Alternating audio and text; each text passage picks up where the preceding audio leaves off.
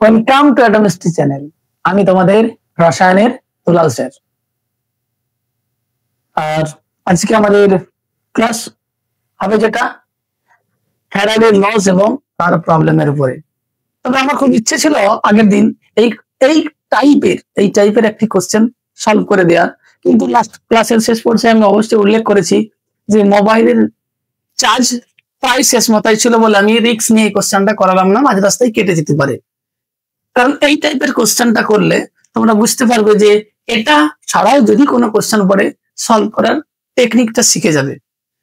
তোমরা যদি এই চ্যানেলের সঙ্গে জুড়ে থাকো তাহলে এতটা বলতে পারি, বইয়েরই কোশ্চেন সলভ করে দেওয়ার তুলনায় এগুলো অনেক সহজ এবং কম স্টেপে সলভ করতে পারবে এবং কনসেপ্টের সহিত।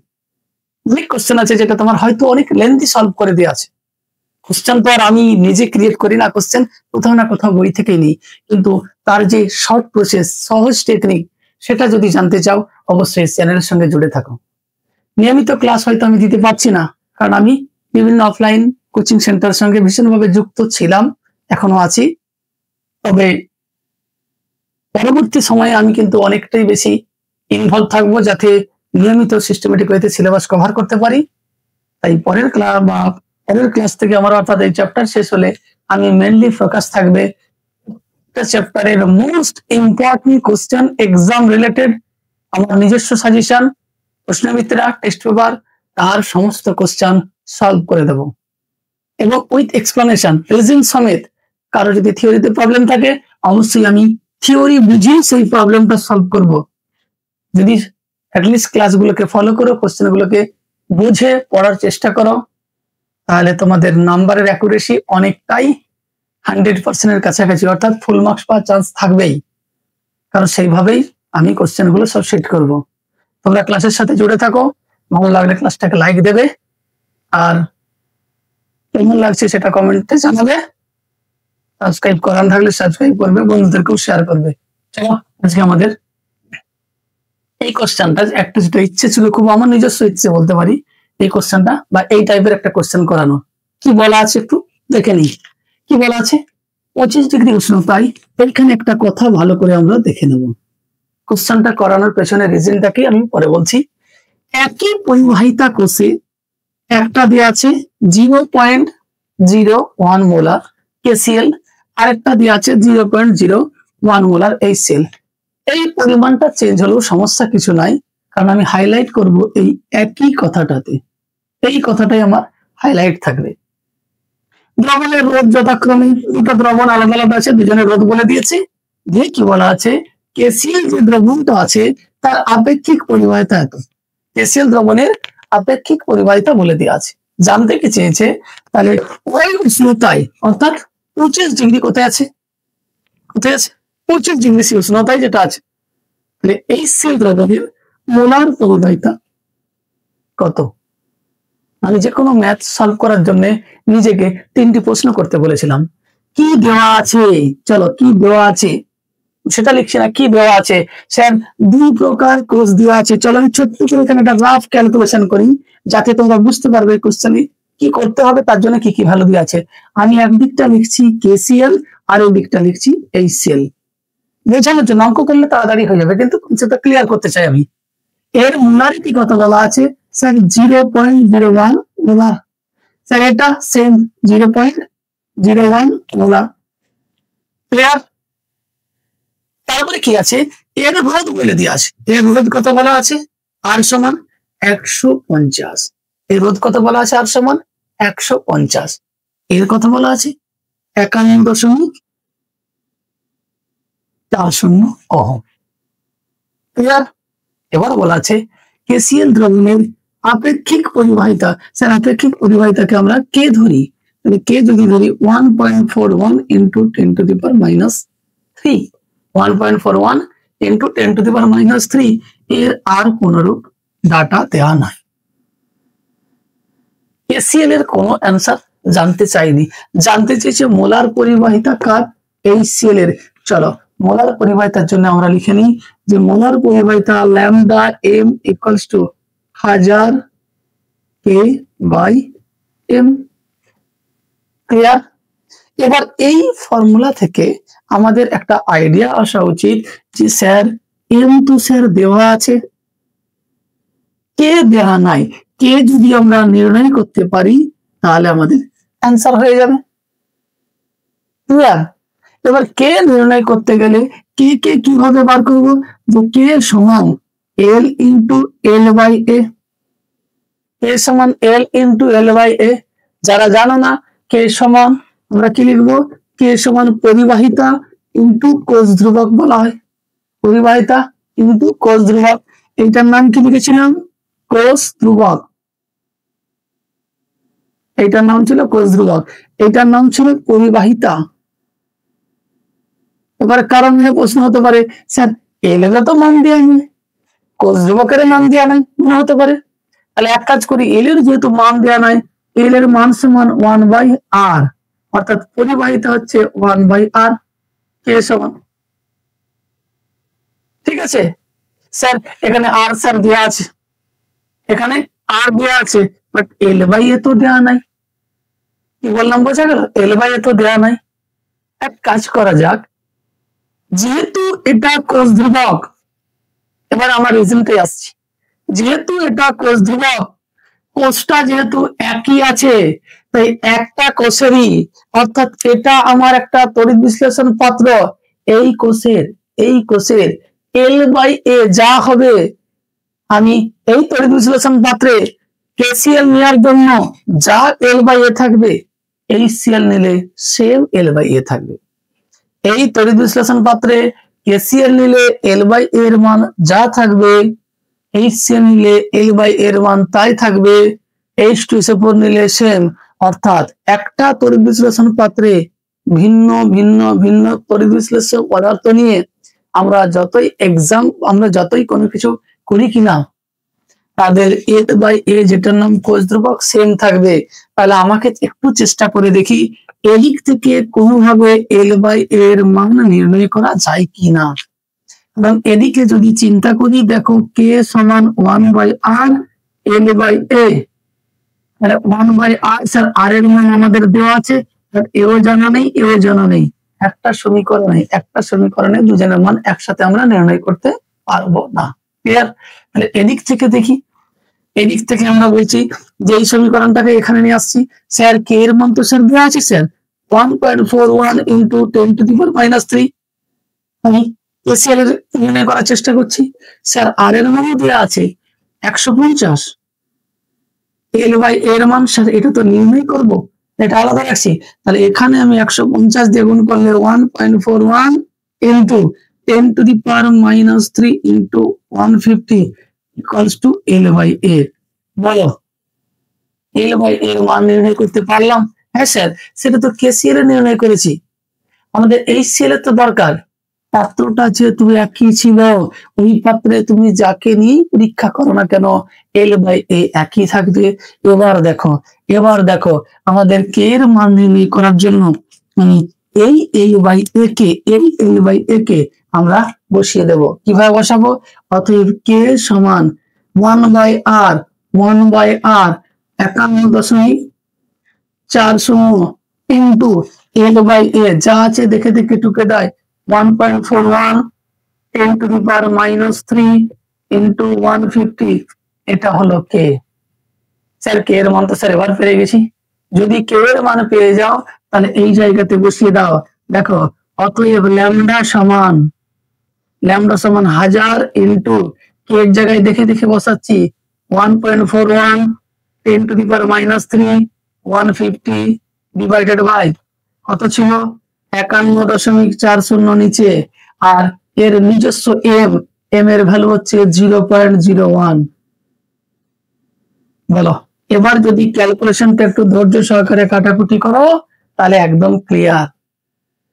তাহলে এই অঙ্কটা কি জন্য আমি করানোর চেষ্টা করছিলাম, যে এই অঙ্কটায় একজনের মান এমন জানতে চেয়েছে যেখানে অলরেডি কোন একটা ভ্যালুর কোনো অস্তিত্ব আমরা দেখতে পাচ্ছি না, কিন্তু আরেকজনের মান জানতে চাইনি, তার ভ্যালু এমন দেয়া আছে, ওই ফর্মুলাটাকে ইউজ করে আমরা তার অস্তিত্ব খুঁজে পেয়েছি। অর্থাৎ একই পরিবাহিতা কোষ যদি হয় তাদের কোষ ধ্রুবকের মান একই থাকে, এই কনসেপ্টটাও এই কোশ্চেন থেকে শিখবো, সঙ্গে ওখান থেকে L/A অর্থাৎ কোষ ধ্রুবকের মান নির্ণয় করব, নেক্সট সমীকরণে আমরা সেটা অ্যাপ্লাই করব। এবার এটা ক্যালকুলেশন করবে, অ্যান্সার এসে যাবে। অ্যান্সার কোথায়? যে বইটাই পড়ো, সহজ কথায় বলছি, C textbook. Clear? C textbook চাইলে আমি বই ধরে করে দিতে পারি, ইচ্ছে করে করছি না, আমার টার্গেট ছিল কনসেপ্টটা বোঝানো। চলো আমরা নেক্সট পড়বো ফ্যারাডের সূত্র আর তার প্রবলেমস, অর্থাৎ কিছু ম্যাথমেটিক্স। ঠিক আছে, চলো চলো ফ্যারাডের সূত্র পড়ার আগে আমরা দুটো টার্ম একটু শিখে নিই। একটা হচ্ছে তড়িৎ প্রবাহের ব্যবহারিক একক, অর্থাৎ আমরা ফ্যারাডের সূত্রে তড়িৎ প্রবাহ এবং কতটা পরিমাণ ধাতু জমা হচ্ছে, তার জন্য কত তুল্যাঙ্ক ইত্যাদি ইত্যাদি টার্ম পড়বো। তার আগে আমরা কয়েকটা একক সম্পর্কে জেনে নিই। আমরা যেটাকে প্রবাহ মাত্রার একক বলি, প্রবাহ মাত্রার একক আমরা পড়েছি অ্যাম্পিয়ার। এই অ্যাম্পিয়ারটাকে বলা হয় তড়িৎ প্রবাহ মাত্রার ব্যবহারিক একক হচ্ছে অ্যাম্পিয়ার। ব্যবহারিক একক কি? অ্যাম্পিয়ার। এখন আমাদের একটু সংজ্ঞাটা জেনে নিই, 1 অ্যাম্পিয়ার কাকে বলে। 1 অ্যাম্পিয়ার বলছে সিলভার নাইট্রেটের জলীয় দ্রবণের মধ্য দিয়ে, অর্থাৎ আমরা যদি বলি এই হলো আমার একটা দ্রবণ যেখানে AgNO3 আছে, এটাকে আমরা ক্যাথোড বলে থাকি, কারণ রাইট সাইডে, এর জন্য আমরা অলরেডি আগে অনেক ক্লাস করে নিয়েছি, আর লেফট সাইডে যেটা থাকে সেটাকে আমরা অ্যানোড বলে থাকি। এবার এইখানে যদি আমরা যে পরিমাণ তড়িৎ চালনা করা হলো সিলভার নাইট্রেটের জলীয় দ্রবণের মধ্যে দিয়ে, যে পরিমাণ, যে তড়িৎ প্রবাহের ফলে 1 সেকেন্ড সময়, কিন্তু 1 সেকেন্ড চেক করব, এতটা পরিমাণ, এত গ্রাম, কত গ্রাম? 0.00118 গ্রাম। এত পরিমাণ ধাতব সিলভার, এত পরিমাণ ধাতব সিলভার কোথায় জমা হবে? ক্যাথোডে, কারণ ক্যাটায়ন ক্যাথোডে যায়, ক্যাথোডে জমা হয়। অর্থাৎ এখানে আমার যেসব Ag+ আছে দ্রবণে, সে Ag+ কেন থাকবে? তোমরা জানো সিলভার নাইট্রেট হচ্ছে তড়িৎ বিশ্লেষ্য দ্রবণ, তড়িৎ বিশ্লেষ্য পদার্থ, তাই আয়নে ভাঙলে এটা তৈরি করবে। ক্যাথোডে কে যায়? ক্যাথোডে যায় ক্যাটায়ন। ক্যাটায়ন কি করে? ক্যাথোডে হয় বিজারণ, রিডাকশন, কারণ আমরা বাম দিকটাকে লোন বলেছিলাম, ডান দিক থেকে তার উল্টো। ডান দিকে কি হয়? বিজারণ, ইলেকট্রন গ্রহণ করে এই যে Ag রূপে ক্যাথোডে এইখানে সাইডে সাইডে সব জমা পড়ে যাবে, সাইডে সাইডে সব জমা পড়ে যাবে। অ্যানোডে যে থাকবে, অ্যানোড ক্ষয় হয়, ক্যাথোড সঞ্চয় হয়, অ্যানোড ক্ষয় হয়, ক্যাথোড সঞ্চয় হয়। এটা আমরা এর আগেই পড়ে নিয়েছি। হলো, সেটাকে বলা হয় 1 অ্যাম্পিয়ার। তাহলে সিলভার নাইট্রেটের জলীয় দ্রবণের মধ্য দিয়ে যে পরিমাণ তড়িৎ চালনা করলে 1 সেকেন্ডে, সিলভার নাইট্রেটের জলীয় দ্রবণের মধ্য দিয়ে যে পরিমাণ তড়িৎ চালনা করলে 1 সেকেন্ডে 0.00118 গ্রাম ধাতব সিলভার ক্যাথোডে মুক্ত হয়। আমরা যেটাকে জমা হয় বলছি, ক্যাথোডে মুক্ত হয়, তাকে বলা হয় 1 অ্যাম্পিয়ার। 1 অ্যাম্পিয়ার। তবে সংজ্ঞা ডাইরেক্ট সেভাবে দেয় না, বাট পড়বো যখন একটু বুঝে পড়াটাই ভালো হয়েছে। এবারে হচ্ছে আমরা এই যে পরিমাণ, তড়িতের পরিমাণের জন্য আমরা আরো দুটো ব্যবহারিক একক আছে, অর্থাৎ আমরা আরো দুটো একক সম্পর্কে জানবো। তড়িতের পরিমাণ সম্পর্কিত আমরা আরো দুটো একক জানবো। তাহলে চলো, তড়িতের পরিমাণ সম্পর্কিত, তড়িৎ এর পরিমাণ সম্পর্কিত দুটি একক আছে আমাদের, দুটি একক কি কি আছে? তড়িতের পরিমাণ সম্পর্কিত আরো দুটি একক কি কি আছে? একটা হলো কুলম্ব, আর একটা হলো ফ্যারাডে। পরিষ্কার বুঝতে পারছো, ফ্যারাডে মানে ফ্যারাডের ওখান থেকে সূত্রগুলো এসেছে। একটা হলো কুলম্ব, একটা হলো ফ্যারাডে। অ্যাকচুয়ালি কুলম্বের যদি সংজ্ঞা দেখো, সেম টাইপেরই লেখা হবে। এরকম এখানে দেখো, সিলভার নাইট্রেটের জলীয় দ্রবণের মধ্য দিয়ে, স্যার এটা বলবো। যে পরিমাণ তড়িৎ প্রবাহের ফলে, স্যার এটা বলবো। 1 সেকেন্ডে এত গ্রাম ধাতব সিলভার জমা হয়, তাহলে এটা যেহেতু পরিমাণ, যে পরিমাণ তড়িৎ চালনা করলে, সিলভার নাইট্রেটের জলীয় দ্রবণের মধ্যে দিয়ে যে পরিমাণ তড়িৎ পাঠালে এত গ্রাম ধাতব কপার জমা হয়, শুধু এখান থেকে মুছে দাও 1 সেকেন্ড, কথাটি মুছে দিলে বাকি অ্যান্সারটা হয়ে যাবে কুলম্বের। কথা কি আমার বোঝা গেল? যদি কুলম্বের সংখ্যা বলতে হয় সেম কথা বলে দেব, সিলভার নাইট্রেটের জলীয় দ্রবণের মধ্য দিয়ে যে পরিমাণ তড়িৎ চালনা করলে, বলবো না 1 সেকেন্ডে, যে পরিমাণ তড়িৎ চালনা করলে ক্যাথোডে 0.00111 গ্রাম ধাতব কপার মুক্ত হয়, জমা হয়, সঞ্চিত হয়, যে কোনো একটা ওয়ার্ড দিয়ে বলবো, তাকে বলা হয় 1 কুলম। বললাম বোঝা গেল? 1 কুলম। ক্লিয়ার? চলো আমরা মুছে দিই।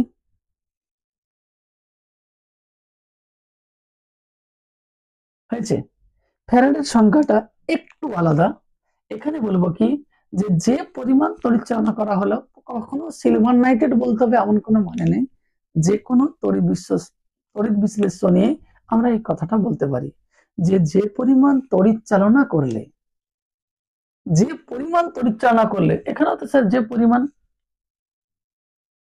1 গ্রাম তুল্যাঙ্ক পদার্থ সঞ্চিত হবে। টার্গেট কি? 1 গ্রাম তুল্যাঙ্ক। এখানে কেবলমাত্র সিলভার নিয়ে কথা বলা হয়েছে। পরিমাণটা কত? ভালো করে খেয়াল করো, পরিমাণটা কত? 0.00111 গ্রাম এজি। এর কথা বলা হয়েছে কার ক্ষেত্রে? অ্যাম্পিয়ার এবং কুলম্বের ক্ষেত্রে। ফ্যারাডে কি বলছে? কে আছে ওটা বড় কথা না। তুমি সিলভার নাইট্রেট নিয়েছো, না তুমি কপার সালফেট নিয়েছো, না তুমি অ্যালুমিনিয়াম সালফেট নিয়েছো, না তুমি ম্যাগনেসিয়াম ক্লোরাইড নিয়েছো, কি নিয়েছো সেটা বড় কথা না। বড় কথা আমার কত পরিমাণ পরিচালনা করা হচ্ছে, যার ফলে যেটাকে নিয়েছো তার 1 গ্রাম ইকুইভ্যালেন্ট, বাংলায় লিখছি, তার 1 গ্রাম তুল্যাঙ্ক, 1 গ্রাম তুল্যাঙ্ক, 1 গ্রাম তুল্যাঙ্ক পদার্থ কোথায় জমা হবে? ক্যাথোডে। 1 গ্রাম তুল্যাঙ্ক পদার্থ, ধাতু, যা বলবো, ক্যাথোডে জমা হবে। তাহলে 1 ফ্যারাডের সহজ সংজ্ঞা কি হলো? যে পরিমাণ তড়িৎ চালনা করলে কোন তড়িৎ বিশ্লেষ্য পদার্থের 1 গ্রাম তুল্যাঙ্ক ক্যাথোডে সঞ্চিত হবে, তাকে বলা হয় 1 ফ্যারাডে। তাকে কত বলে? 1 ফ্যারাডে। এবার বলি, ফ্যারাডের সাথে কুলম্বের একটা সম্পর্ক আছে। ফ্যারাডের সাথে কুলম্বের কি আছে? একটা সম্পর্ক আছে। সম্পর্কটা কিসের? ফ্যারাডের সাথে কুলম্বের একটা সম্পর্ক আছে নাকি? ফ্যারাডের সাথে কুলম্বের কি সম্পর্ক? যে 1 ফ্যারাডে সমান 96,500 কুলম। 96,500 কুলম। তাহলে ফ্যারাডের আর কুলম্বের সম্পর্ক কি বোঝা গেল? অ্যাকচুয়ালি 96,500 একটু কম হয়, 400 সামথিং, বাট আমাদের ম্যাথমেটিক ক্যালকুলেশন ও অন্যান্য সুবিধার জন্য আমরা এটা পুরোপুরি ধরে নিই যে 1 ফ্যারাডে সমান 96,500 কুলম। এই সম্পর্কটি তোমাকে ভীষণভাবে মনে রাখতে হবে ফ্যারাডের, কারণ আমরা ম্যাথ যখনই করব, ফ্যারাডে থেকে কুলম, কুলম থেকে ফ্যারাডে যেতে হতে পারে, যেতে হবে। ক্লিয়ার? বোঝা গেল? ঠিক আছে, চলো নেক্সট আমরা ফ্যারাডের সূত্র দিয়েই পড়ব। চলো এবারে আমাদের কি আছে? তড়িৎ বিশ্লেষণ সংক্রান্ত ফ্যারাডের সূত্র। আমরা ফ্যারাডের তড়িৎ বিশ্লেষণ সংক্রান্ত 2টি সূত্র দিয়েছিল। কয়টি সূত্র? তাহলে 2টি সূত্র দিয়েছিল। তাহলে 2টি মানে একটা বলবো প্রথম সূত্র, একটা দ্বিতীয় সূত্র, এইভাবেই দেওয়া আছে। তাহলে একটা প্রথম সূত্র, তাহলে ফ্যারাডের প্রথম সূত্র কি ছিল, আর দ্বিতীয় সূত্র কি ছিল? যেহেতু বড়, তো একবারে এই বোর্ডের নাম মুছলে তো একবারে লেখা যাবে না, তাই আমি ছোট ছোট করে আগে প্রথম সূত্রটাই বলি। প্রথম সূত্রে কি বলা আছে? যে যদি আমরা একটা তড়িৎ বিশ্লেষণ পাত্র নিলাম, হয়েছে, তড়িৎ বিশ্লেষণ পাত্রে এটাকে আমরা ক্যাথোড বলি, এর আগেও ছবিতে বললাম, এটাকে আমরা অ্যানোড বলি। আমরা এখানে তড়িৎ চালনা করলাম, তড়িৎ চালনা করলে আমি দেখব ক্যাথোডে সঞ্চয় হবে, ক্যাথোডে আমাদের পদার্থ সঞ্চয় হয়, আর অ্যানোড ক্ষয় পায়, অ্যানোড ক্ষয় পায়, অর্থাৎ অ্যানোড আছে, তাই ক্যাথোডটা আস্তে আস্তে পুরু হতে থাকে, মোটা হতে থাকে। কি বললাম? ক্যাথোডটা আস্তে আস্তে পুরু বা মোটা হতে। তাহলে কি ছিল? যে আমরা যদি একটা তড়িৎ বিশ্লেষণ পাত্র আঁকি, তাহলে দেখব যে ক্যাথোডে যে পরিমাণ পদার্থ সঞ্চিত হবে বা জমা হবে, উল্টো করে বলতে পারি, যদি অ্যানোড ক্ষয় পায়, তাহলে যে পরিমাণ পদার্থ অ্যানোড থেকে ক্ষয় পাবে, সেটা কতটা পরিমাণ তড়িৎ প্রবাহিত হয়েছে তড়িৎ দেয়া হয়েছে তার সঙ্গে সমানুপাতিক। তর্কের খাতিরে ধরলাম যে যে পরিমাণ তড়িৎ দেওয়া হয়েছে তার ভ্যালু সমান কিউ, আর যে পরিমাণ পদার্থ ক্ষয় হয়েছে বা সঞ্চয় হয়েছে তার ভ্যালু সমান ডাব্লু। তাহলে এইটাকে যদি আমি ফ্যারাডের প্রথম সূত্র অনুযায়ী বলি, তাহলে ফ্যারাডের প্রথম সূত্র অনুযায়ী ডাব্লু প্রপোর্শনাল টু কিউ। সংজ্ঞাটা আমি লিখলাম না, এগুলো একটু টেক্সট বুক দেখে নেবে। কি বললাম যে ফ্যারাডের প্রথম সূত্রে বলা আছে যে কোনো তড়িৎ বিশ্লেষ্য পদার্থের মধ্য দিয়ে যখন তড়িৎ চালনা করা হয়, যে পরিমাণ পদার্থ ক্ষয় বললে অ্যানোডের কথা বলছে, ক্ষয় হয় বা পদার্থ সঞ্চয় হয়, সেটা কার উপর নির্ভর করছে, কতটা পরিমাণ তড়িৎ গিয়েছে। তাহলে এমনি বাস্তব দৃষ্টিতে একটা কথা চিন্তা করে দেখো, ধরে নাও আমি 5 মিনিট ধরে তড়িৎ বিশ্লেষণ করেছি, 5 গ্রাম পদার্থ জমা হয়েছে। 10 মিনিট ধরে করলে বেশি হবে না কম হবে? অফকোর্স বেশি হবে। তার মানে কি টাইম বাড়ছে মানে তড়িৎ বেশি যাচ্ছে তাই বেশি হচ্ছে। কথাটা তো ঠিকই আছে, সুন্দর কথা, যে যতটা পরিমাণ পদার্থ জমা হবে সেটা তড়িতের পরিমাণের সঙ্গে সমানুপাতিক, কারণ আমরা কিউ সমান তড়িতের পরিমাণ এটা আগেই বলে দিয়েছি। এটাকে বলা হয় তড়িতের পরিমাণ, তাই তো। এইটা সমান কি, কিউ সমান I into T. Sir I সমান বলে দিচ্ছি, আই সমান প্রবাহ মাত্রা, টি সমান সময়, কতটা ধরে তড়িৎ চালানো হয়েছে, কত সময় ধরে, এটা সমান প্রবাহ মাত্রা। এই কথা তো আমরা আগেই পড়ে নিয়েছি, তাই তো। তাহলে এটা এবারে দরকার সমান বা সমানুপাতিক চিহ্নকে তুলতে গেলে একটা কিছু একটা ধ্রুবক দেওয়া হয়, এখানে সেই ধ্রুবকটা দেওয়া হচ্ছে জেড। চলো ডান দিকে লিখি, এখানে জেড সমান রাসায়নিক তুল্যাঙ্ক। জেড সমান কি, আর একটু যোগ হবে তড়িৎ রাসায়নিক তুল্যাঙ্ক।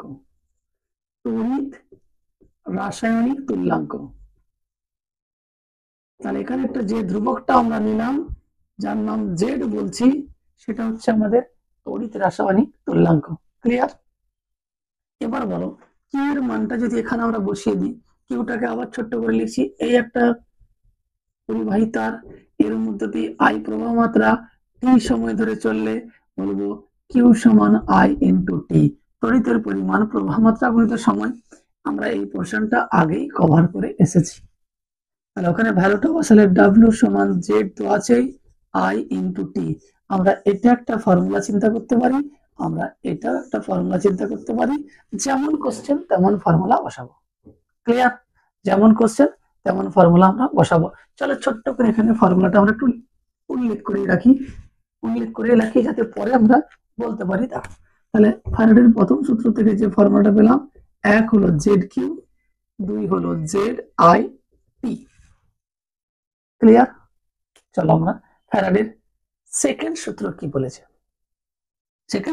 বলেছে, আমি এক কাজ করছি, এই ছবিটা মুছে আরো কয়েকটা ছবি আমি এঁকে দিচ্ছি, যেটা আমার সেকেন্ড সূত্র ব্যাখ্যা করতে অনেকটাই হেল্প করবে। মন দিয়ে শুনলে পড়া ইজি, না শুনলে না জানলে আন্দাজ মতো পড়তে গেলে কঠিন হবে। তাই যে কোনো স্যার তোমাদের পছন্দের হতে পারে, তোমাদের পরিচিত হতে পারে, অপরিচিত হতে পারে, যে কোনো স্যারের গাইডেন্স সেই জন্য একটা জরুরি। সেটা স্কুল স্যার হতে পারে, টিউশন স্যার হতে পারে, বা অনলাইন কোনো কোচিং স্যার হতে পারে। অ্যাটলিস্ট যাকেই তুমি ফলো করো না কেন, যেন মনোযোগ দিয়ে শোনো, যেটা শেখাচ্ছেন গুরুত্ব দিয়ে শেখো। কারণ শিখলে, বুঝতে পারলে কোশ্চেন সহজ, না হলে তোমাদের এটা বার্ডেনের কারণ হিসাবে কঠিন হবে, জটিল মনে হবে। কঠিন মনে হলে, ভালো না লাগলে সেই জিনিসে তুমি পিছিয়ে যাবে। কি ভালো লাগলে তো এগিয়ে যাবে। ভালো যদি কোনো জিনিসকে বাসো, কোনো জীব, কোনো জন্তু, মানুষ, আরো অনেক কিছু, তাহলে তো তুমি এগিয়ে যাওয়ার চেষ্টা করবে। আর যদি ভালো লাগাই না থাকে, তাহলে আগানোর কোনো ব্যাপারই নাই। কি তাই তো? চলো তাহলে আমরা আমাদের আপাতত ভালো লাগা কেমিস্ট্রির উপরেই থাক। কারণ সাবজেক্টকে যদি ভালোবাসো, সাবজেক্ট সম্পর্কে যদি জন্মায়, তাহলে এখান থেকে তুমি জ্ঞান অনেক অর্জন করবে, অনেক কিছু আগে যেতে পারবে। বাকি ভালোবাসা ক্ষণস্থায়ী হতে পারে, দীর্ঘস্থায়ী হতে পারে, এর কোনো ক্ষণস্থায়ী নাই, দীর্ঘস্থায়ী, লংজিভিটি অনেক বেশি। ঠিক আছে? যদি আমরা ভিন্ন তড়িৎ বিশ্লেষণ পাত্র নিই, আমি অনেকগুলো তড়িৎ বিশ্লেষণ পাত্র নিলাম পরীক্ষা করার জন্য। আমি 1 2 3 ধরে বলছি, এটা হলো আমার 1, এটা হলো 2, এটা হলো 3, এইরকম আমি অ্যাটলিস্ট 3টে তড়িৎ বিশ্লেষণ পাত্র নিলাম। ক্লিয়ার? পরীক্ষাটা কি করছে আগে দেখো। আমি এখানে এ নামক একটা তড়িৎ বিশ্লেষ্য দিলাম, এখানে বি নামক তড়িৎ বিশ্লেষ্য দিলাম, এখানে সি নামক তড়িৎ বিশ্লেষ্য দিলাম। যদি বুঝতে অসুবিধা থাকে চলো সহজ সহজ করে দিই। এটাই AgNO3 দিলাম, এটাই ধরলাম KNO3 দিলাম, হলো এইটা ধরলাম ZnSO4 দিলাম। আরো তার মানে কি আমি এ বি সি দ্বারা ডিফারেন্ট বোঝানোর চেষ্টা করছি। নিলাম তাহলে 3 রকমের তড়িৎ বিশ্লেষণ পাত্র নিলাম, 3 রকমের আমি তড়িৎ বিশ্লেষ্য পদার্থ নিলাম। তাহলে সব আলাদা আলাদা হলো, সেম একটা জিনিস নেব, সেম। এই সেমটা কি নেব? সেম পরিমাণ তড়িৎ চালনা করব। কি নেব? সেম পরিমাণ তড়িৎ, অর্থাৎ একেও যদি কিউ দিই, একেও কিউ পরিমাণ তড়িৎ, একেও কিউ পরিমাণ তড়িৎ দেব। দ্বিতীয় সূত্র এটাই বলা আছে। ভিন্ন ভিন্ন তড়িৎ বিশ্লেষণ পাত্রে ভিন্ন ভিন্ন তড়িৎ বিশ্লেষ্য নিয়ে সেম পরিমাণ তড়িৎ দেওয়া হলে যে যার যে পরিমাণ পদার্থ তৈরি করবে, কারণ একই তৈরি করবে না। এ যদি তৈরি করে W1, এ তৈরি করবে W2, এ তৈরি করবে W3। ফ্যারাডের দ্বিতীয় সূত্রে কি বলা হয়েছে? এই যে তৈরি করলো, তাহলে কার সাথে সমানুপাতিক? যে যার যে তুল্যাঙ্ক ভার হবে, ওই তড়িৎ বিশ্লেষ্যের যে তুল্যাঙ্ক ভার, ওই তড়িৎ বিশ্লেষ্যের যে তুল্যাঙ্ক ভার, ওই তড়িৎ বিশ্লেষ্যের যে তুল্যাঙ্ক ভার তাদের সঙ্গে সমানুপাতিক। কথা কি বোঝা গেল? ভিন্ন ভিন্ন তড়িৎ বিশ্লেষণ পাত্র, ভিন্ন ভিন্ন তড়িৎ বিশ্লেষ্য পদার্থ নিয়ে সমান পরিমাণ একই পরিমাণ পরিচালনা করা হলে যে ভিন্ন ভিন্ন পদার্থ তৈরি হয়, সব ভিন্ন, এটা ভিন্ন, এটা ভিন্ন, এটা ভিন্ন, শুধু সম পরিমাণ পরিচালনা করা হলে এই যে পদার্থগুলো তৈরি হবে কার সাথে সমানুপাতিক? কারোর সাথে না, যে যার তড়িৎ বিশ্লেষণের তুল্যাঙ্ক ভার বা রাসায়নিক তুল্যাঙ্ক। চলো আমরা এখানে বলবো রাসায়নিক তুল্যাঙ্ক বা তুল্যাঙ্ক ভার, রাসায়নিক তুল্যাঙ্ক। তাহলে যে যার তুল্যাঙ্ক ভারের সঙ্গে সমানুপাতিক।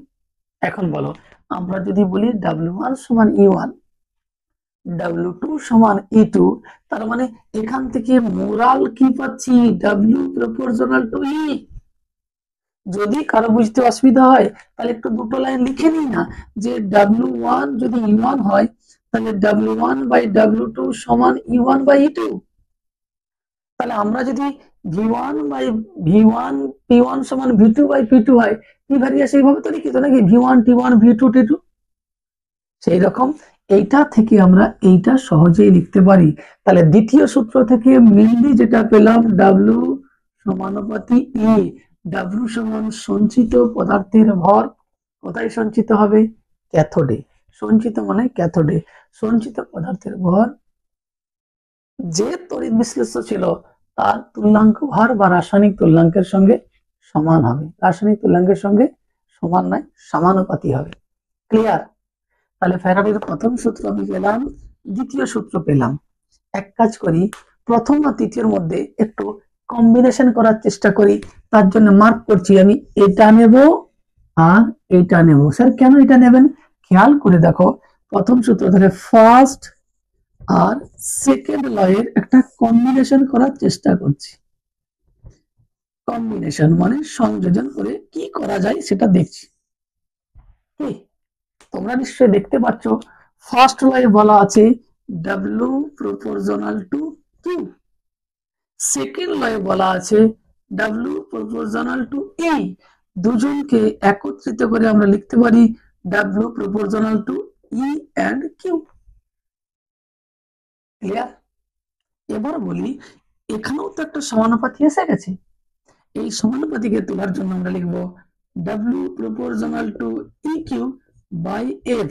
এগুলো সব ক্যালকুলেটেড ভ্যালু, ক্যালকুলেটেড করে দেখা গেছে F, দ্যাট ইজ F এর মান বসালে সমান হয়।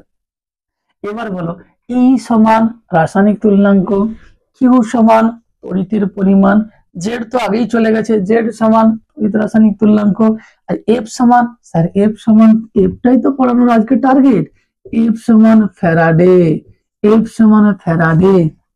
এবার এফ এর মান আমরা এখানে লিখবো 1 ফ্যারাডে, 1 ফ্যারাডে সমান 96,500 কুলম্ব, 1 ফ্যারাডে সমান 96,500 কুলম্ব।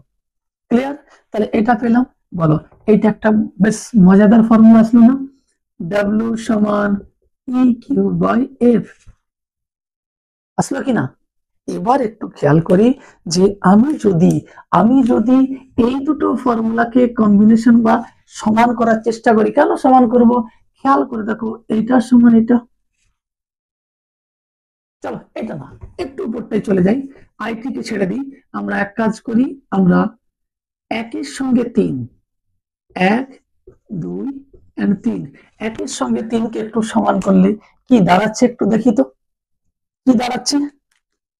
দেখো, একে কি লিখেছি, একে আমরা কি লিখেছি?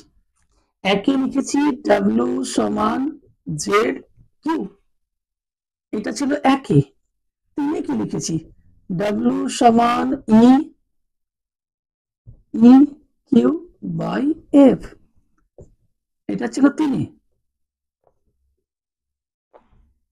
ঠিক আছে, এবার খেয়াল করে দেখো, দুজনের লেফট সাইড কি আছে? W আছে, মানে সমান আছে তো। যদি সমান থাকে তাহলে আমরা রাইট সাইডটাকে লিখতেই পারি, লিখতে পারি তো, লেফট সাইড সমান হলে রাইট সাইড। দেখো তো দুই দিকে কিউ আছে কিনা? স্যার আছে। তাহলে আমাদের পড়ে থাকলো জেড সমান ই বাই এফ। তাহলে দেখো তো, জেড এর সঙ্গে ই এফ এর একটা সম্পর্ক পেলাম, জেড এর সঙ্গে ই এফ এর একটা সম্পর্ক পেলাম, জেড সমান ই বাই এফ, অর্থাৎ জেড সমান ই বাই এফ। এই ফর্মুলাতে তড়িৎ রাসায়নিক তুল্যাঙ্ক ফ্যারাডের একটা সম্পর্ক আসলো। ক্লিয়ার? আমাদের ম্যাথমেটিক্সে কাজে লাগবে। কিভাবে লাগবে? তড়িৎ রাসায়নিক তুল্যাঙ্কের ভ্যালু ম্যাক্সিমাম ম্যাথমেটিক্সে বলে দেওয়া থাকবে না। জেড এর ভ্যালু ম্যাক্সিমাম কেন, প্রায়। আমি যে ম্যাথগুলো করাবো বা আমি ম্যাথগুলো যেগুলো দেখেছি, ম্যাক্সিমাম ক্ষেত্রেই জেড এর ভ্যালু দেওয়া নাই। তাহলে স্যার আমরা করব কিভাবে? এই যে জেড সমান কি আছে, ই বাই এফ, এফ এর ভ্যালু কি দরকার? না, এফ এর ভ্যালু আমাদের দরকার নাই, কারণ এফ এর ভ্যালু আমাদের মুখস্থ রাখতে হবে। এফ এর ভ্যালু 1 ফ্যারাডে সমান 96,500 কুলম্ব। ক্লিয়ার? স্যার তাহলে ই এর ভ্যালু আমাদের মুখস্থ রাখতে হবে না। ই এর ভ্যালু হচ্ছে কোন তড়িৎ বিশ্লেষ্য ব্যবহার করেছে সেটা শুধু জানলেই হবে। চলো ই আর এফ এর ভ্যালু দিয়ে একটা ছোট্ট এক্সাম্পল দিই, তাহলে জিনিসটা তোমাদের বেটার হবে। আমি এক কাজ করি, এখানে পোর্শনটা একটু ক্লিয়ার করে দিচ্ছি। এখানে আমরা ই বাই এফ এর ভ্যালুটা আমরা বোঝানোর চেষ্টা করছি। যে ধরে নাও কোন একটা কোশ্চেন কপারের কোন একটা দিয়েছে, কপার সালফেট দিয়ে দেওয়া আছে, তর্কের ক্ষেত্রে ধরলাম কপার সালফেট দিয়ে কোশ্চেন দেওয়া আছে। ক্লিয়ার? আমাকে জেড ভ্যালু দেয়নি, কিন্তু আমাকে অঙ্কের জেড ভ্যালু লাগবেই। ক্লিয়ার? জেড ভ্যালু লাগবেই। তাহলে আমি জেড ভ্যালুটা করব কিভাবে? তখন আমি বলবো কি, জেড সমান E by F. Sir F এর ভ্যালু আপনি নাই বসিয়ে দিলেন কুলম্বে 96,500, ই এর ভ্যালু বলছে কপারের তুল্যাঙ্ক ভার। আমরা তুল্যাঙ্ক ভার প্রায় 6 রকম ভাবে জানি বা শিখেছি। স্যার কোথায় শিখেছি? স্যার যারা ক্লাস 11 এর some basic concept of chemistry অর্থাৎ ফার্স্ট চ্যাপ্টার পড়েছিলে, সেখানেও তুল্যাঙ্ক ভার যথেষ্ট ভালোভাবে যে স্যারের কাছেই তোমরা পড়েছো আশা করি শিখিয়েছেন, কারণ ছিল যেহেতু। এবং ক্লাস 12 এর দ্রবণ চ্যাপ্টার পড়তে গেলেও সেখানেও অনেক স্যার শিখিয়ে দেন, আমি অবশ্যই শিখিয়েছি দুটো চ্যাপ্টারেই। ক্লিয়ার? তুল্যাঙ্ক ভার। এখানে তুল্যাঙ্ক ভারের ফর্মুলা কি? যে তুল্যাঙ্ক ভারের নরমাল ফর্মুলা হচ্ছে মাস, অ্যাটমিক মাস, আণবিক ভর, ডিভাইডেড বাই আমরা একটা কথা ব্যবহার করে থাকি যার নাম হচ্ছে এক্স ফ্যাক্টর বা এন ফ্যাক্টর। অ্যাকচুয়ালি এই এক্স ফ্যাক্টর বা এন ফ্যাক্টরটাই ওই 6 রকম ভাবে হয় বলেই বলছিলাম।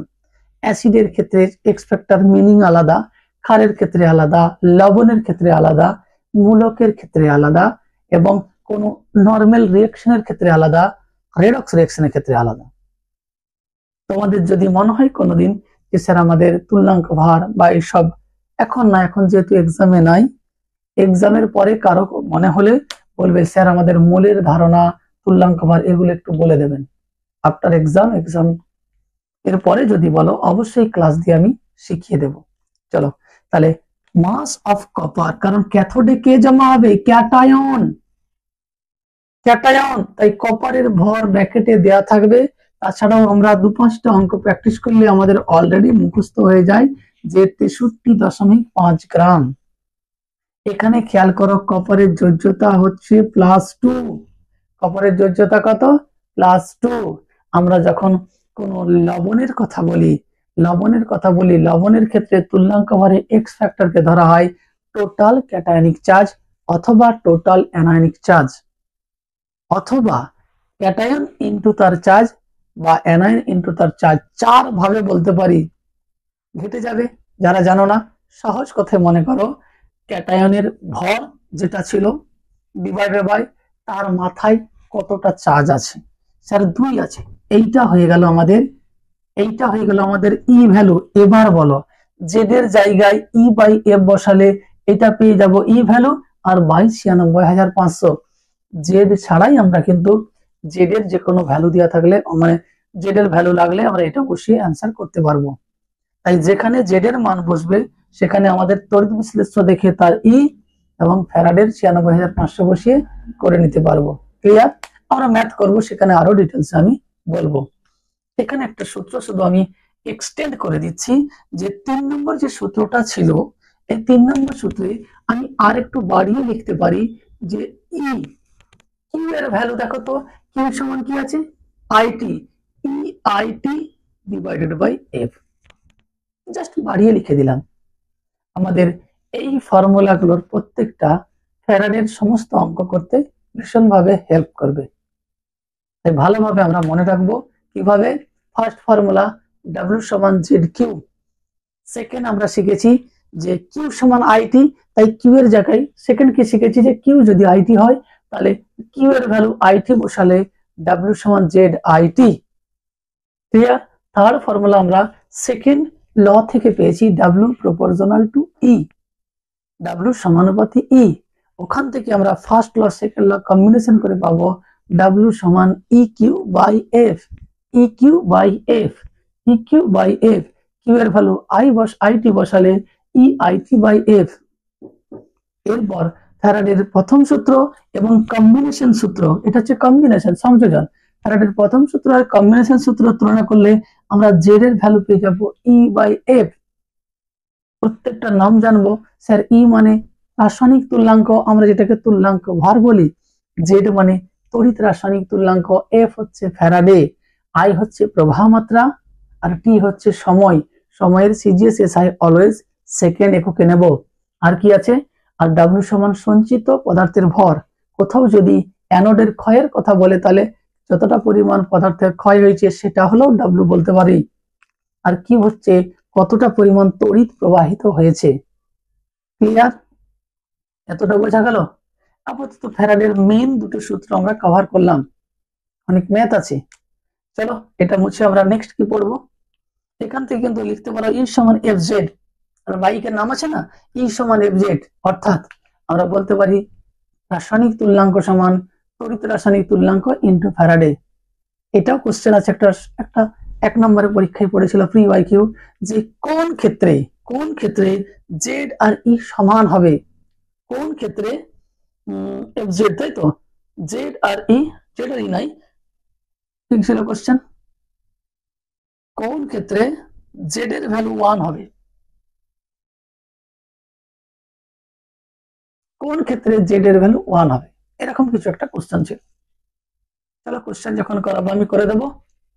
এটা মুছে দিলাম, পরের কেসে দেখছি। চলো এইবারে আমরা একটা মোস্ট ইম্পর্টেন্ট টপিক, কিন্তু একটু ক্রিটিক্যাল মনে হতে পারে, বইটাতে তার এক্সপ্লেনেশনটা অনেকটা লেন্দি আছে। আমি ওখান থেকে একটা বিশেষ লাইন বারবার বলবো, ওই লাইনটা যদি ঠিকঠাক মনে রাখতে পারো তাহলে কনসেপ্টটাও শিখবে, অঙ্কগুলো করতে পারবে। যদি ওই লাইনটা মিস করো তাহলে কিন্তু অঙ্কে ঘাটতি হবে, কারণ অঙ্কে যতগুলো ফ্যারাডে এবং সেই রিলেটেড ভ্যালু আছে ওই লাইনটাকে ফলো করেই দেওয়া আছে। তার জন্য আমরা আমাদের মানে থিওরিটা হচ্ছে ফ্যারাডের যে সূত্রের সাহায্যে আমরা একটা ফর্মুলা প্রমাণ করতে বলে E সমান F/N। আমি এটার কথা ছেড়ে দিলাম, আগে ফর্মুলাটা খেয়াল করি। আমাদের একটা ফর্মুলা হচ্ছে যদি 1 গ্রাম তুল্যাঙ্ক, 1 গ্রাম তুল্যাঙ্ক অর্থাৎ আমরা যদি চাই 1 গ্রাম তুল্যাঙ্ক আয়ন মানে 1 গ্রাম তুল্যাঙ্ক আয়ন।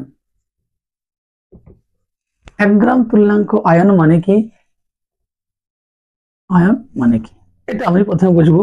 তার মানে 1 গ্রাম আয়ন ইন্টু আয়নের যোজ্যতা। 1 গ্রাম তুল্যাঙ্ক আয়ন মানে 1 গ্রাম আয়ন ইন্টু আয়নের যোজ্যতা।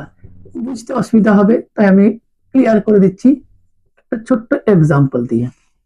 খেয়াল করো, এর আগের যে কোশ্চেনটা আমি বুঝিয়েছিলাম, এর আগের যে কোশ্চেনটা বুঝিয়েছিলাম কি, যদি আমার থাকতো কপার সালফেট আর কপারের যদি তুল্যাঙ্ক ভার জানতে চাইতাম, দ্যাট ইজ কপার 2+ আয়নের কথা বলছি।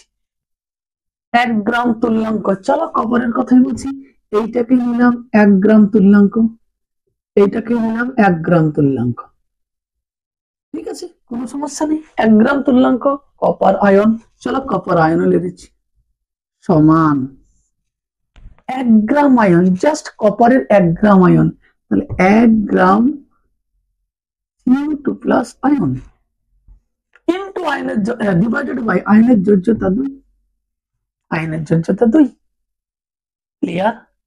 1 গ্রাম আয়ন ডিভাইডেড বাই আয়নের যোজ্যতা। তাহলে এই যে এই লাইনটা আমার মোস্ট ইম্পর্টেন্ট একটা লাইন। তাহলে একে আমি সরল অনুপাতে একটু লিখবো কোনাকুনি গুণ করে। যদি আমি কারো 1 গ্রাম তুল্যাঙ্ক আয়ন অর্থাৎ 1 গ্রাম আয়ন যদি আমি শর্টে লিখি যে 1 গ্রাম আয়ন কারো লিখছি মানে নিশ্চয়ই 1 গ্রাম তুল্যাঙ্ক, কোনাকুনি গুণ করছি আর কিছু না, এটা এর সাথে গুণ করে দিচ্ছি, 1 গ্রাম তুল্যাঙ্ক আয়ন ইন্টু আয়নের যোজ্যতা।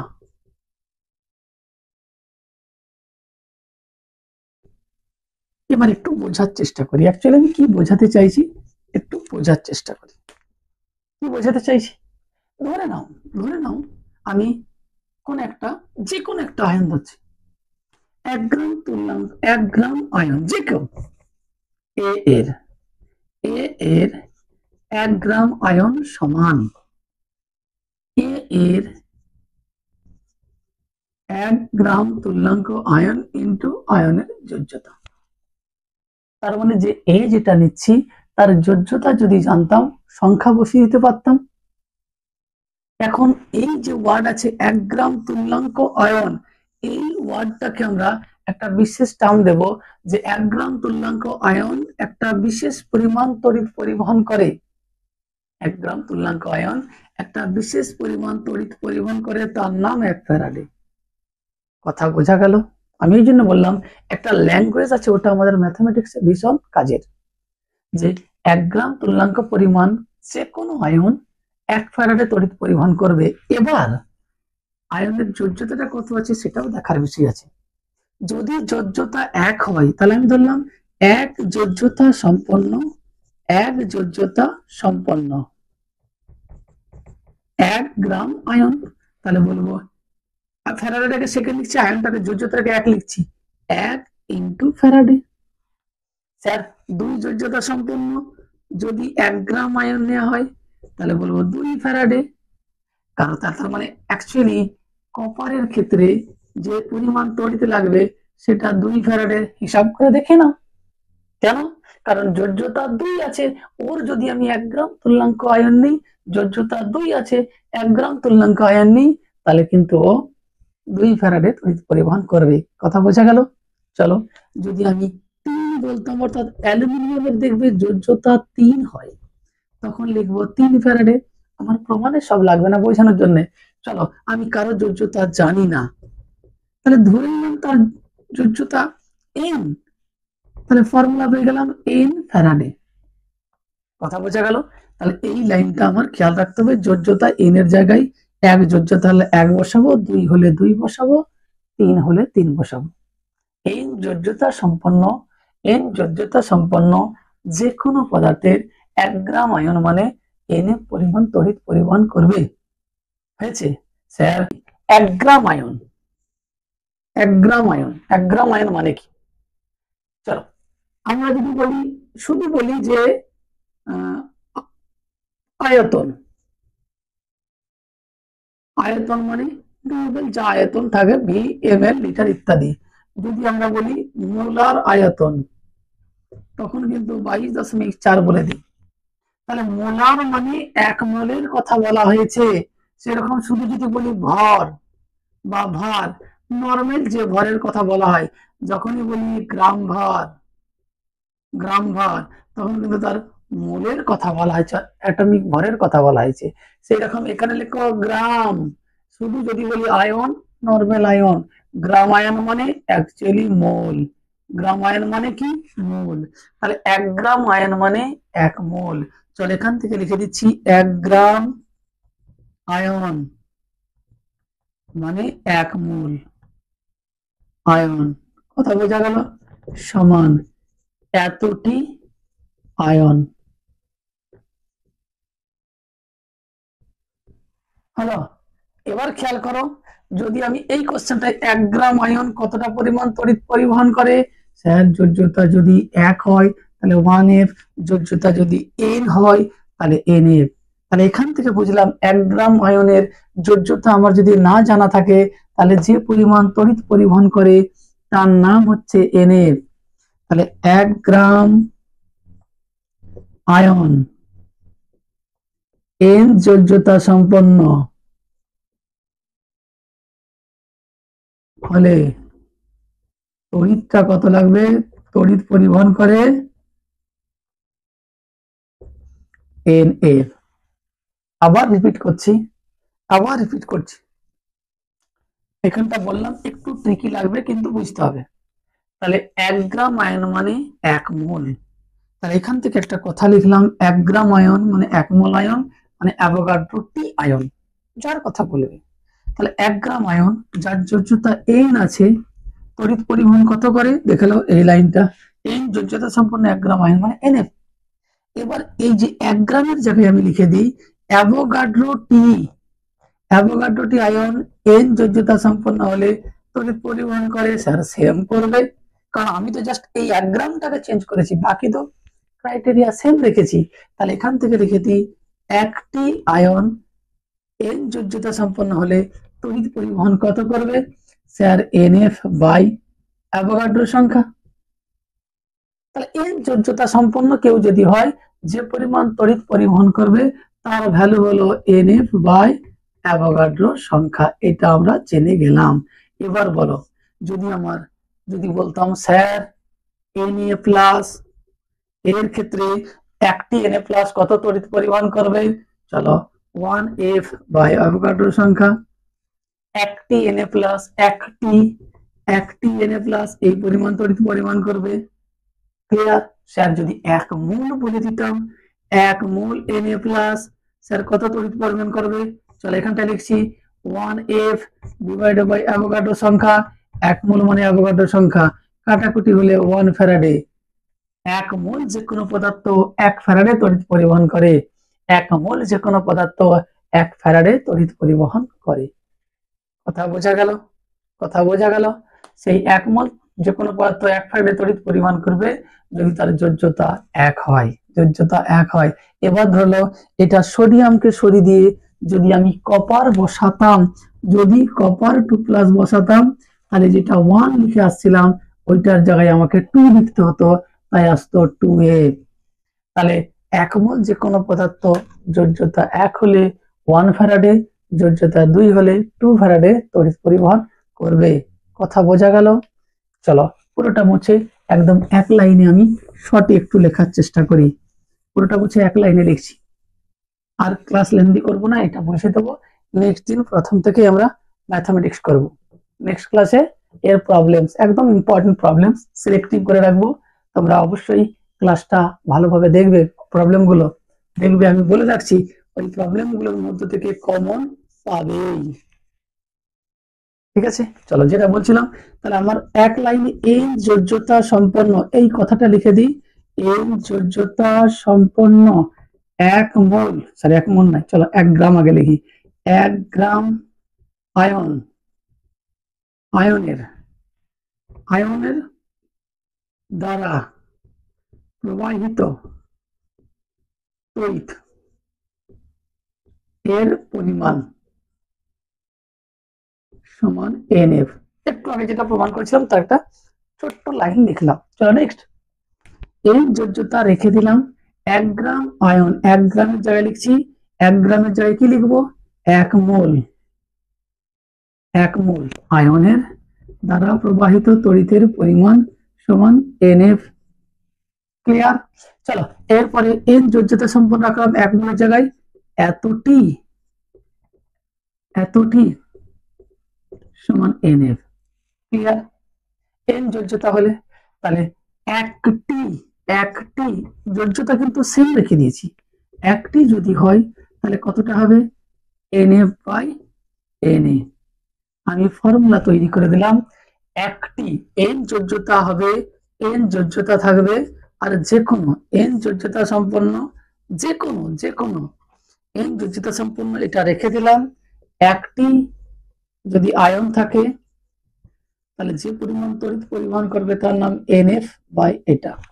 এবার আমরা নিজে থেকে যে কোনো আয়ন, ধরো স্যার একটু আগে বললেন চলো Ag+, একটি বলছি কিন্তু আমি সবসময় একটি Ag+, তাহলে বলবো sir 1F/Na, that is call F/Na। Clear? চলো একটি Al3+, তাহলে বলবো 3F/Na সমান 3F/Na। কেন? এই যে 3। এবার ওই প্রত্যেকটা জায়গায় যদি বলো স্যার একটি নয় 1 মোল, 1 মোল মানে সবার সঙ্গে অ্যাভোগাড্রো গুণ হবে, সবার সঙ্গে অ্যাভোগাড্রো গুণ হবে যদি 1 মোল, তাহলে নিচের এনে কেটে যাবে, এর অ্যান্সার হবে শুধু F, এর অ্যান্সার হবে 3F। কথা কি বোঝা যাচ্ছে? এই কনসেপ্টটাই আমাদের ম্যাথমেটিক্সে কাজে লাগবে। তবে প্রমাণটা সেভাবে একবার না 2বার এক্সামে এসেছে। E=F/N যতটা বোঝালাম আশা করি তোমরা প্রমাণটা এবার বুঝতে পেরে যাবে। সি টেক্সট বুক, যদি অসুবিধা হয় আমি ছোট্ট করে লিখে দেব, তোমরা আমাকে কমেন্টে জানাবে যে স্যার E=F/N এর প্রমাণটা আমাদের আপনি বুঝিয়ে লিখে দেন, আর না হলে সি টেক্সট বুক, তোমরা যেমন বলবে সেরকম। ক্লিয়ার? আজকে ক্লাস আমি আর লেন্দি করছি না, তোমরা এইটা ভালো করে বুঝবে, আর যতগুলো ফর্মুলা দিয়েছি ফর্মুলাগুলোকে প্র্যাকটিস করো, মনে রাখার চেষ্টা করো। পরের দিন ফর্মুলাগুলো আমি আগে লিখবো, তারপরে ম্যাথমেটিক্স শুরু করব ফ্যারাডের সূত্র দিয়ে। ঠিক আছে? ক্লাসগুলোকে মনোযোগ দিয়ে অবশ্যই দেখবে, তোমরা নিজেরা প্র্যাকটিস করবে, শুধু দেখে রেখে দেবে না। এই রিলস এর মতো দেখলাম এরকম করবে না, তাতে না দেখার ইচ্ছে থাকবে না দেখবে। কিন্তু এটাই বলবো, সময় বেকার না নষ্ট করে, একদম যতটুকু সময় যাবে, সেটা আমার ক্লাস নয়, যে কোনো ক্লাস বা টিউশন হোক বা তোমার পড়াশোনার সময়, সঠিক কাজে ব্যয় করো, সঠিক কাজে। কারণ বেশি নাই, মাত্র আর 2 মাস প্লাস বাকি আছে তোমাদের এক্সাম। সামান্যতম সময় তোমাদের নষ্ট করা যাবে না। গুরুত্ব দিয়ে পড়াশোনা করো, রেজাল্ট করো, সুযোগ পাবে, সুযোগ হাতছাড়া করবে না। এই রেজাল্ট একবার প্রিন্ট হয়ে গেলে আর কিছু করার থাকবে না। চলো আজকে এই পর্যন্তই, বেস্ট অফ লাক। আর যদি ক্লাসটা ভালো লাগে, যেটা বলা হয় যে লাইক দেবে, কমেন্ট করবে, আর কি সাবস্ক্রাইব করবে, বন্ধুদেরকে বেশি বেশি শেয়ার করবে। পাশে থাকো আমার, আমি তোমাদের পাশে থাকবো। তোমাদের যেটা প্রয়োজন ডাউট অনুযায়ী অবশ্যই আমাকে বলো, আমি সে তার বেসিসের উপরে কোশ্চেন হোক থিওরি অবশ্যই আমি বলবো। ঠিক আছে? Bye, best of lakh.